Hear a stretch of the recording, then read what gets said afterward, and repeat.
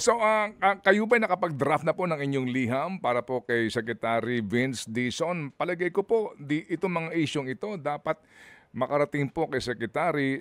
With all due respect kay Chairman, kasi kung napakinggan niyo po, muli salamat po Chairman, and ako po nagpapasintabi. Kasi kung pakikinggan mo ulit yung aming naging panayam, para naglalabas ka ng memorandum na hindi mo una nababasa. Una, di ba, hindi mo nabasa.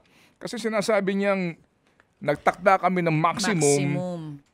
Abogado siya ang pumirma dito, 3 abogado at 1 engineer dito klarong-klaro, minimum prescribed fees. Minimum, pinakamurang sisingilin sa inyo. Di ba, ma'am? Sinasabi niya, siya daw, oo, ay nagbasa nito. Pero mukhang hindi niya ito nabasa, yung kanilang pinirmahan. At sinasabi nga niya, oo, sa bandang huli, ito pala yung work in progress. So ano pong inyong balak dito po sa usapin na ito, ma'am? Alam mo, ang comment ko doon, Mr. Ted, is I think excitement came ahead than the action. Di ba? Parang excited silang magpa-tupad na kagad na hindi naman napag-aralang mabuti.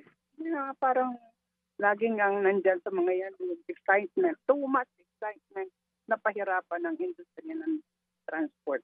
So, kung nakakapatak na tayo kasi, parang bumibigay na rin minsan ang iyong mga reasoning power. Hindi mo na rin sila maabot ang kanilang, kung ano ba talaga ang direksyon nila, ano ba ang gusto, tulungan ba kami, pahirapan ba kami, buusin ba kami, or what. Yan na ang sentiment ng halos lahat na na-involved sa transport. Sige po. So ano po inyong balak, ma'am, dito po sa usapin na ito? Kayo ba'y, didiretso ba kayo kay Secretary Dizon sa inyong liham po para ipaabot sa kanya itong inyong concern? We had a meeting yesterday and our lawyer is prepared na. At in fact, it was sent to me last night, but because hindi ko para nabasa.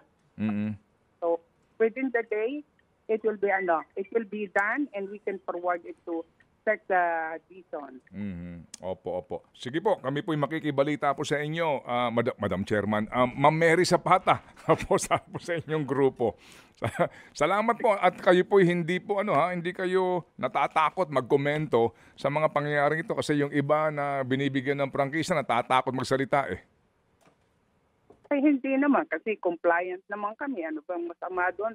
Ano ba ikatatakot namin doon? Lahat namang regulasyon na binibigay nila, sinusunod namin. Ang pinakamalaking pasasalamat namin ay sa inyo, Ted, sa media, sa inyo ni Ms. Chacha at sa buong team ninyo na hindi tumitigil sa pag-action sa mga ganitong